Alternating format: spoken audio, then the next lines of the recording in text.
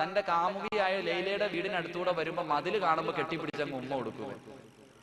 ലൈലയുടെ വീട്ടിൽ നിന്ന് പട്ടി ഇറങ്ങി വരുമ്പോ ചെന്നിട്ട് പട്ടിയെ പിടിച്ച് കാലിനടി പിടിച്ചിട്ട് ചുംബനം കൊടുത്തിട്ട് പറയാ, പട്ടി നീ എത്ര ഭാഗ്യവാനടാ, എന്റെ പെണ്ണ് ചവിട്ടിയ സ്ഥലത്ത് ചവിട്ടാ നിനക്ക് കിട്ടിയല്ല. ഓനതാ പറയുന്നത്. ഇവനാണ് വെള്ളിയാഴ്ച രാവിലെ സിനിമാ തിയേറ്ററിൽ പോയിട്ട് അവന്റെ വാപ്പാടെ ഫോട്ടോയൊന്നുമല്ല, അവനുമായിട്ട് ഒരു ബന്ധമില്ലാത്തവൻ അവന്റെ മോടി ഇങ്ങനെ വലിഞ്ഞങ്ങോട്ട് കയറി മാലയൊക്കെ ഇട്ട് പാലൊക്കെ എടുത്ത് ഒഴിച്ചിട്ട് ഈ അടുത്ത് ഇങ്ങനെ തിരുവനന്തപുരത്ത് ആറ്റിങ്ങൽ അപ്പുറത്ത് ഇങ്ങോട്ട് വരുമ്പോ എഴുതി വെച്ചിരിക്കുന്നു സച്ചിൻ ടെണ്ടുൽക്കർ.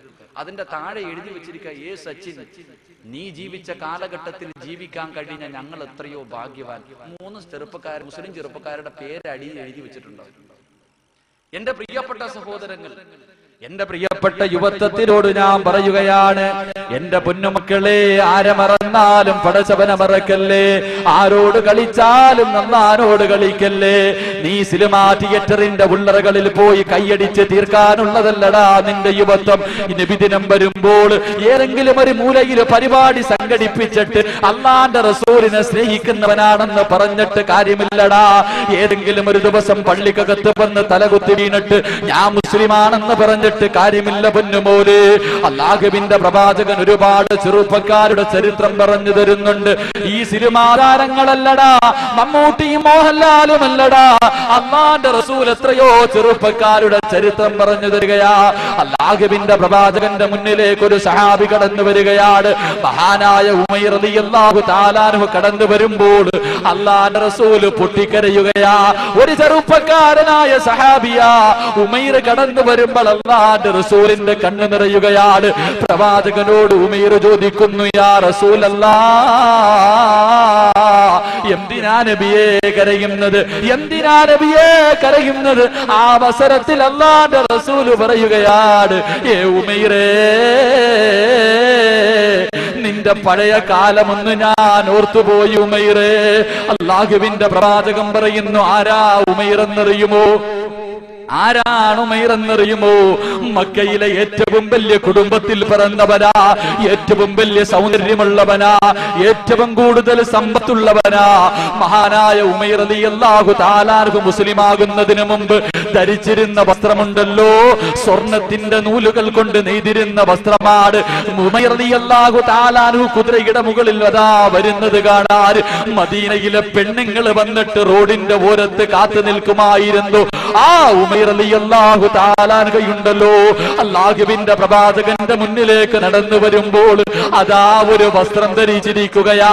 40 സ്ഥലങ്ങളിൽ കണ്ടം വെച്ച് തച്ചിരിക്കുന്ന വസ്ത്രവും ധരിച്ചുകൊണ്ട് അല്ലാഹുവിന്റെ പ്രവാചകന്റെ മുന്നിലേക്ക് കടന്നു വരികയാ. ആ ചെറുപ്പക്കാരനായ ഉമൈറുണ്ടല്ലോ, അതാ ഉഹദിന്റെ രണാങ്കണത്തിൽ യുദ്ധം നടക്കുമ്പോൾ അല്ലാഹുവിന്റെ പ്രവാചകന്റെ പുറകെ നിന്നിട്ട് ഉമൈർ ചിരിക്കുകയാ, ഉമൈർ കളിക്കുകയാ. വല്ലാത്ത സന്തോഷമാ. എന്റെ പ്രിയപ്പെട്ട ചെറുപ്പക്കാര് കാമുകിയും കൊണ്ട് സിനിമാ തിയേറ്ററിന്റെ ഉള്ളറകളിൽ വെള്ളിയാഴ്ച ദിവസം കൈയടിക്കുമ്പോൾ നിന്നെ പോലെ ഒരു ചെറുപ്പക്കാരൻ ഉഹദിന്റെ രണാങ്കണത്തിൽ അല്ലാഹുവിന്റെ പ്രവാചകന്റെ മുന്നിൽ നിന്ന് ചിരിക്കുകയാ. സഹാബത്ത് ചോദിച്ചു, ഉമൈറേ, എന്തിനാടാ ചിരിക്കുന്നത്, എന്തിനാടാ ചിരിക്കുന്നത്, നിന്റെ മുഖത്തെന്ത് ഇത്ര സന്തോഷമെന്ന് ചോദിക്കുമ്പോൾ അതാ ഉമൈർ പറയുന്നു, സഹാബത്തെ, അടുത്ത ഉഹദിന്റെ രണാങ്കണത്തിലേക്ക് ഇറങ്ങേണ്ടത് ഞാനല്ലേ, അടുത്തതായിട്ട് ഉഹദിന്റെ രണാങ്കണത്തിൽ യുദ്ധം ചെയ്യാൻ ഇറങ്ങേണ്ടത് ഞാനല്ലേ? അല്ലാഹുവിന്റെ റസൂൽ പറഞ്ഞത് കേട്ടില്ലേ? ഉഹദിന്റെ രണാങ്കണത്തിൽ നിന്ന് സ്വർഗത്തിന്റെ വാസന അടിക്കുന്നു എന്ന് അല്ലാഹുവിന്റെ പ്രവാചകൻ അങ്ങോട്ട് പറയുമ്പോൾ കാരക്ക കടിച്ചുകൊണ്ടിരിക്കുന്ന ഉമൈറുണ്ടല്ലോ, തന്റെ കയ്യിലിരുന്ന കാരക്ക എടുത്തിട്ട് വലിച്ചെറിയുകയാ. എന്നിട്ടാ കാരക്ക തിന്നുന്ന സമയം പോലും എനിക്ക് ഈ ദുനിയാവിന്റെ തൊലിക്ക് മുകളിൽ ജീവിക്കണ്ടെന്ന് പറഞ്ഞിട്ട് ഉഹദിന്റെ രണാങ്കണത്തിലേക്ക് പോയി ശഹീദാവുകയാ. അവസാനമുണ്ടല്ലോ, ഈ കോടീശ്വരനായ സഹാബിയുണ്ടല്ലോ, ഈ സൗന്ദര്യമുള്ള സഹാബിയുണ്ടല്ലോ, തന്റെ മയ്യത്തങ്ങോട്ട് കഫം പുതിയാരെടുക്കുമ്പോ കഫം പുതിയാ പോലും തുണി തികയുന്നില്ല. തന്റെ തലമറയ്ക്കുമ്പോ കാല് വെളിവാവുകയാ, തന്റെ കാല് മറയ്ക്കുമ്പോ തല വെളിവാവുകയാ. അവസാനം അതാ സഹാബത്തുണ്ടല്ലോ, ഒരു വൃക്ഷത്തിന്റെ ഇല പറിച്ചു കൊണ്ടുവന്ന്, പുല്ല് പറിച്ചു കൊണ്ടുവന്ന് തന്റെ കാലങ്ങോട്ട് മറച്ചിട്ട്, എന്റെ പ്രിയമുള്ളവരെ, കൊണ്ടുപോയി കബറടക്കി എന്ന് ചരിത്രം പറയുമ്പോൾ എന്റെ മുന്നിലിരിക്കുന്ന യുവത്വമേ, കടുവാപ്പള്ളിയിലുള്ള ചെറുപ്പക്കാരാ, ആ ഉമൈർ റളിയല്ലാഹു തആല അൻഹു കടക്കുന്ന സ്വർഗമുണ്ടല്ലോ, ആ സ്വർഗത്തിലൊന്ന് കടക്കുന്നത് പോയിട്ട്, ആ സ്വർഗമൊന്ന് കാണുന്നത് പോയിട്ട്, ആ സ്വർഗമൊന്ന് ചോദിക്കുന്നത് പോയിട്ട്, 500 വർഷത്തെ വഴിദൂരം വരെ അടിച്ചു വീശുന്ന സ്വർഗത്തിന്റെ വാസനയുണ്ടല്ലോ, അതൊന്ന് ശ്വസിക്കാൻ നിനക്ക് യോഗ്യതയുണ്ടോ? നിനക്ക് യോഗ്യതയുണ്ടോ? എന്റെ പ്രിയമുള്ള സഹോദരങ്ങൾ, ആലോചിക്കണം, ആ സ്വർഗത്തിന്റെ വാസനയൊന്ന് ശ്വസിക്കാൻ നമുക്ക് യോഗ്യതയുണ്ടോ? എന്റെ പ്രിയമുള്ള ചെറുപ്പക്കാരോട്, വെറുതെ ഒന്നും സ്വർഗം കിട്ടൂലടാ, വെറുതെ ഒന്നും സ്വർഗം കിട്ടൂല. അല്ലാഹുവിന്റെ പരിശുദ്ധമായ ഖുർആൻ പറയുന്നു, മഹാനായ ഉമർ റളിയല്ലാഹു അൻഹുവിന് സ്വർഗം കിട്ടാനുള്ള കാര്യം എന്താ? തന്റെ ശരീരവും തന്റെ സമ്പത്തും ദീനിന് വേണ്ടി വിൽക്കുക. വെറുതെ സ്വർഗത്തിൽ പോകാനൊന്നും പറ്റൂല. കേവലം 5 വഖത്ത് പള്ളിക്കകത്ത് വന്ന് തലകുത്തി വീണാ കിട്ടില്ല സഹോദരങ്ങൾ. അതുകൊണ്ട് മമ്മൂട്ടി മോഹൻലാലിനെയൊക്കെ വിട്ടിട്ട് നല്ല സെറ്റപ്പ് സൂപ്പർ ചെറുപ്പക്കാരായ സഹാബികളുടെ ചരിത്രം അള്ളാന്റെ റസൂൽ അങ്ങോട്ട് പഠിപ്പിച്ചു തരാ. കണ്ട് പഠിച്ചിട്ടൊന്ന് അവരൊക്കെ സഞ്ചരിച്ച പാതയിലൂടെ സഞ്ചരിക്കുക. അല്ലെങ്കിൽ നീ റോഡിലൂടെ ബൈക്കിൽ പോകരുത്. നിസ്കരിക്കാത്തവൻ റോഡിലൂടെ നടന്നു പോയാൽ മതി. ഇവൻ ഇനി കെട്ടിന്റെ മുകളിൽ കൂടെ നടന്നു പോയാലും വണ്ടി നിന്റെ നെഞ്ചത്തൂടെ കയറിപ്പോകും. കാരണം എന്താ? അങ്ങനെയാ നിന്റെ ജീവിതം. അള്ളാഹു ഈമാൻ നൽകി അനുഗ്രഹിക്കുമാറാകട്ടെ. രണ്ടാമത്തെ കണ്ടീഷൻ, മഹാനായ റബിയ റളിയല്ലാഹു തആല അൻഹുവിനോട് അല്ലാഹുവിന്റെ റസൂൽ പറഞ്ഞു, വാഗ്ദാനം ചെയ്താൽ ലംഘിക്കാൻ പാടില്ല, ചെയ്യുന്ന വാഗ്ദാനങ്ങൾ പാലിക്കാൻ അള്ളാഹു നമുക്ക് തൗഫീഖ് നൽകി അനുഗ്രഹിക്കുമാറാകട്ടെ. മൂന്നാമത്തെ കണ്ടീഷൻ, അല്ലാഹുവിന്റെ പ്രവാചകൻ റബിയ റളിയല്ലാഹു തആല അൻഹുവിനോട് പറഞ്ഞു കൊടുക്കുകയാണ്, ഏ റബിയ, സ്വർഗം വേണോ റബിയ, സ്വർഗം വേണോ റബിയ, വഅദൂ ഇദഅതമിൻതും, ഏ റബിയ, വിശ്വാസവഞ്ചന കാണിക്കല്ലേ റബിയ. മൂന്നാമത്തെ കണ്ടീഷൻ, ലോകം അറിയിക്കണതൊന്നുമല്ല, അള്ളാന്റെ റസൂല് പറയുന്ന വിശ്വാസവഞ്ചന കാണിക്കാൻ പാടില്ല. പ്രവാചകൻ സല്ലല്ലാഹു അലൈഹി വസല്ലമ തങ്ങൾ പറയുന്ന, നാളെ മഹ്ശറയില് കടുവാപ്പള്ളിയിലുള്ള എല്ലാവരും ഒരുമിച്ച് കൂടുമ്പോൾ ചില മഹാന്മാര് വരുന്ന പിൻദ്വാരങ്ങളിൽ വലിയ കൊടി കുത്തി വെച്ചിട്ടുണ്ടാവും. ഇവൻ ഇങ്ങനെ നടന്നു വരുന്ന കാണുമ്പോ എല്ലാരും ഇങ്ങനെ അത്ഭുതത്തോടെ നോക്കാം. അള്ളാന്റെ റസൂൽ സല്ലല്ലാഹു അലൈഹി വസല്ലമ തങ്ങളോട് സഹാബത്ത് ചോദിച്ചു, നബിയെ, ഈ കൊടിയും വെച്ചോണ്ട് വരുന്നവൻ ആരാ? അള്ളാന്റെ റസൂൽ പറയാം, അത് ചതിയന്മാരാണ്. ഇവൻ ചതിച്ചതിനനുസരിച്ച് ഇവന്റെ കൊടിയുടെ നീളം കൂടുന്ന കടുവാപ്പള്ളിയുടെ മിനാര തോറ്റുപോകും നമ്മുടെ കൊടിയുടെ മുന്നിൽ. കാരണം അത്രയ്ക്കും ചതിച്ചിട്ടുണ്ട് നമ്മള്. വിശ്വാസവഞ്ചന, കല്യാണം മുടക്കാൻ എന്തൊക്കെ പരിപാടികളാണ്. നമ്മുടെ കൊടിയുടെ നീളം വലുതായിരിക്കും. അള്ളാഹു തൗബ ചെയ്യാനുള്ള മനസ്സ് എനിക്ക് അനുഗ്രഹിക്കുമാറാകട്ടെ.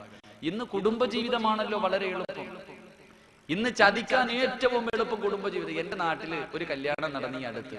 101 പവനും ബെൻസ് കാറൊക്കെ, ഷിഫ്റ്റ് കാറൊക്കെ കൊടുത്തിട്ട് വലിയ കല്യാണം. കല്യാണം കഴിഞ്ഞ് ഫസ്റ്റ് നൈറ്റ് കഴിഞ്ഞ് പിറ്റേ ദിവസം രാവിലെ ആയപ്പോ ഈ പെണ്ണ് ഇതെല്ലാം കൂടെ, അവൻ ബാത്റൂമിൽ കയറിയപ്പം വെളിയിൽ നിന്ന് കുറ്റി കിട്ടിട്ട് ഇതെല്ലാം എടുത്തുകൊണ്ട് ഒളിച്ചോടിയെന്ന് പോയി കാമുകന്റെ കൂടെ. ഈ പെണ്ണിനോട് പത്തക്കാരി ചോദിച്ചു, എടീ, പോകണമെങ്കിൽ നിനക്കങ്ങ് ആദ്യം പൊക്കൂടായിരുന്നു, എന്തിനാ നീ ഇങ്ങനെ ഒരുത്തന്റെ ജീവിതം തകർത്തേന്ന്? ഇപ്പൊ ഇവള് പറഞ്ഞ മറുപടി എന്ന് അറിയാം, ഞാൻ ആദ്യം പോയിരുന്നെങ്കിൽ കയറി പോകുന്ന വീട്ടിലൊരു നിലയും വിലയൊന്നും ഉണ്ടാകത്തില്ല. ഇതാകുമ്പോൾ 101 പവനും കാറൊക്കെ ആയിട്ട് കയറി പോകാൻ അഭിമാനമുണ്ടെന്ന്. അവക്ക് ഒരുത്തന്റെ കൂടെ ഒരു ദിവസം കടന്നത് വേറെ ഒന്നും തോന്നിയില്ല. ഇതാണ് ഇന്നത്തെ ലോകം. ഇന്ന് എന്റെ പ്രിയപ്പെട്ട സഹോദരിമാർ, തൃശ്ശൂര് കുന്നംകുളത്തിനടുത്ത് പരൂർ എന്ന് പറയുന്ന സ്ഥലത്ത് യുവസമൂഹമേ എവിടെ എന്ന് പറഞ്ഞിട്ടുള്ള വിഷയം ഈ മാസം 5-ാം തീയതി പ്രസംഗിക്കാൻ പോയപ്പോ ഒരു സംഘടന നടത്തിയ അവരുടെ ഒരു റിപ്പോർട്ട് കൊണ്ടുതന്നു. 64 മുസ്ലിം പെണ്ണുങ്ങൾ ആ മുസ്ലിമിയുടെ ഒളിച്ചോടി പോയിക്കണം. 2013 64 മുസ്ലിം പെൺകുട്ടികൾ ഒളിച്ചോടി പോയ കഥയാണ്. നമ്മുടെ മക്കൾക്കൊക്കെ സ്കൂളിൽ പോവാ, നേരെ ആറ്റിങ്ങ പോവാ. ഇവിടെ പിന്നെ ആറ്റിങ്ങലിന്റെ കാര്യമൊന്നും പറയണ്ട, CD-കളൊക്കെ പിടിച്ചത് ആറ്റിങ്ങലായിരുന്നു. സ്കൂളിൽ പഠിക്കുന്ന കുട്ടികളുടെ ബാഗ് നോക്കിയപ്പം നല്ല നല്ല പ്രസംഗത്തിന്റെ CD-കൾ പിടിച്ചത് നമ്മുടെ മക്കളൊക്കെ ആണല്ലോ. എങ്ങനെ ആകാതിരിക്കും? ഇന്നത്തെ നമ്മുടെ മക്കൾ വളർന്നു വരുന്ന ചുറ്റുപാട് അതാണല്ലോ. ഒരു പയ്യൻ, സ്കൂളിൽ പഠിക്കുന്ന ഒരു ചെറിയ പയ്യൻ കുറ്റിക്കാട്ടിൽ നിന്ന് വീടി വലിച്ചുകൊണ്ടിരിക്കാം. ഈ വീടി വലിച്ചുകൊണ്ട് നിൽക്കുന്ന പയ്യനോട് ടീച്ചർ വന്ന് ഇവന്റെ ചെവിയിൽ പിടിച്ചിട്ട് പറഞ്ഞിട്ട് കള്ള വീടി വലിച്ചുകൊണ്ട് നിൽക്കുന്നില്ലേ? ഇവൻ പറഞ്ഞു, ടീച്ചറെ ഞാൻ ചെയ്തത് തെറ്റാണ്, അത് ക്ലാസ്സിൽ വരുമ്പോ ചോദിക്കാം. ഞാനും ടീച്ചറും കൂടെ കുറ്റിക്കാട്ടി നിൽക്കണമെന്ന് മറ്റാരെങ്കിലും കണ്ടാൽ തെറ്റിദ്ധരിക്കും. നമ്മൾ രണ്ടുപേരും കൂടെ നിൽക്കണം. ഇങ്ങനത്തെ മക്കളാ നമ്മുടെ മക്കൾ. എങ്ങനെ ആകാതിരിക്കും? വാപ്പായിക്ക് തന്റെ മകള് ഒരുത്തനെ പ്രണയിക്കുന്നു പറയുമ്പോ എന്താ ഈമാൻ! അപ്പോഴാണ് അങ്ങോട്ട് വാപ്പ വടിയൊക്കെ എടുക്കണത്. മകനൊരു കാമുകയുണ്ട്, അല്ലെങ്കിൽ മകനൊരു കാമുകയുണ്ട്, തിരിച്ചും അങ്ങോട്ടും ഇങ്ങോട്ടും പ്രേമം തുടങ്ങി കഴിയുമ്പോഴത്തേക്ക് വാപ്പമാരൊന്നും ചിരിക്കണ്ട. കടുവാപ്പ എല്ലാവരും പ്രായമുള്ളവർ വിചാരിക്കണേ ഈ ചെറുപ്പക്കാർക്ക് മാത്രമേ പ്രണയമുള്ളെന്ന്. ഇപ്പൊ ചെറുപ്പക്കാരെ പിന്നെയും വിശ്വസിക്കാൻ, ഈ വാപ്പമാരെ വിശ്വസിക്കാൻ പറ്റാത്ത. കാരണം ഈ പോത്തങ്കോട്, നിങ്ങളുടെ അടുത്ത പ്രദേശമാണല്ലോ പോത്തങ്കോട്, ഇവിടെയുള്ളൊരു പെണ്ണൊരാളെ പ്രണയിച്ചു. കണ്ണൂരാണ് ഈ പയ്യന്റെ വീട്. ഫോണിലൂടെ പ്രണയിച്ചിട്ട് 6 മാസം നീണ്ട പ്രണയം. പ്രണയത്തിന്റെ ഒടുവില് തന്റെ കാമുകനെ കാണാനുള്ള ആഗ്രഹം കൊണ്ട് ഇവിടുന്ന് വൈകിട്ട് പോകുന്ന 8:40 പോകുന്ന മംഗലാപുരം എക്സ്പ്രസിൽ കയറിപ്പോയി. രാവിലെ 4:45 5 മണിയായപ്പോ കണ്ണൂർ ട്രെയിൻ എത്തി. ഈ പെണ്ണ് നേരെ പ്രൈവറ്റ് സ്റ്റാൻഡിൽ പോയി. അവിടെ നിന്ന് കറങ്ങണ കണ്ടപ്പോ 19 വയസ്സേ ഉള്ളൂ. ഈ ഓട്ടോക്കാര് ഈ പെണ്ണിനോട് ചോദിച്ചു, എന്ത് മോളെ നിക്കണേ? അതൊരാളെ കാണാമെന്നെയാണ്. അവസാനം പോലീസിനെ വിളിച്ചു പറഞ്ഞു. പോലീസ് വന്ന് 5:45 ഈ പെണ്ണ് കറങ്ങുന്ന കണ്ട് പോലീസ് കൊണ്ടുപോയി ചോദിച്ചു പറഞ്ഞു, ഒരാളെ പ്രണയിച്ചു, കാമുകനെ കാണാമെന്നതാ. കൊടുത്ത നമ്പറിൽ വിളിച്ചു. അങ്ങനെ ഒരു 7 മണി ആയപ്പോ പത്രം റിപ്പോർട്ട് ചെയ്യുന്നു, 6 മാസം നീണ്ട പ്രണയത്തിൽ തന്റെ രാത്രികൾ മുഴുവനും പകലാക്കിയ കാമുകനെ കാണാൻ കസേരയിൽ ഈ പെണ്ണിങ്ങനെ ഇരിക്കുമ്പോ 62 വയസ്സുള്ള മുഹമ്മദ് കുഞ്ഞെന്ന് പറയുന്ന ഒരു വാപ്പ നടന്നു വരിക. രാത്രി മൊത്തം വാള് നടത്തിയത് പാവപ്പെട്ടവനാണ്. വാപ്പന്മാരുടെ സ്വഭാവം അങ്ങനെയാണ്. പണ്ട് ചെറുപ്പക്കാർ മാത്രമേ. ഞാൻ പറഞ്ഞു വന്നത്, നമ്മുടെ പ്രിയപ്പെട്ട മക്കളെ പ്രണയിക്കാനും അവരുടെ ജീവിതം തൊലയ്ക്കുന്നവരെ നമ്മൾ അവരെ അടിച്ചിട്ടും പിടിച്ചിട്ടൊന്നും കാര്യമില്ല. മക്കൾക്ക് മൊബൈൽ മേടിച്ചു കൊടുക്കും, അങ്ങനെ പ്രണയം. അത് കഴിയുമ്പോഴോ വൈകുന്നേരമാകുമ്പോ പ്രേമത്തിന്റെ ABCD അറിയാത്ത മകളുടെ കയ്യിൽ നല്ല ആൽബത്തിന്റെ CD കൊണ്ട് വാപ്പ കൊടുത്തിട്ട് പറയാ, മോളെ കണ്ടു പഠിക്കണം എങ്ങനെയാ പ്രണയിക്കണ്ടേ. ഞാനിങ്ങനെ അടുത്തൊരു പാട്ട് കേട്ട്, പള്ളിക്കകത്താണ്, പാടാൻ പാടില്ല എങ്കിലും ഈ അടുത്ത് ഞാൻ ഇങ്ങനെ ഒരു യാത്രയിൽ ഒരു ആൽബം ഒരു പങ്ങനെ ഇട്ടിരിക്കുന്ന കണ്ടപ്പം യാദൃശികമായി കാണേണ്ട